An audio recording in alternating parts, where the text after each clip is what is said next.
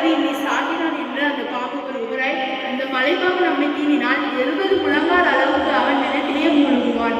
மீண்டும் மீண்டும் தீண்ட தீண்ட அவன் நிலத்திலேயே மூழ்கி அதாவது செய்யப்பட்டு கொண்டே இதெல்லாம் நம்ம என்னதை பத்தி பார்க்க போறோம்னா, நம்ம மரணிக்கும் போது நமக்கு 3 விதமான தண்டனைகள் வழங்கப்படும்.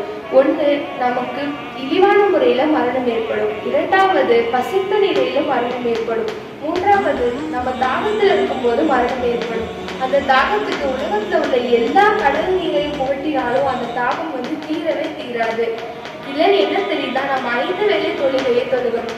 5 வேளை தொழுகையை பொதுபோக்கா விடாம நம்ம 5 வேளை தொழுகையை தொழுது சாலிஹீன்களுடைய கூட்டத்தை செய்ய அல்லாஹ் தௌஃபீக் செய்வானாக. ஆமீன் ஆமீன் யா ரப்பல் ஆலமீன். அஸ்ஸலாமு அலைக்கும்.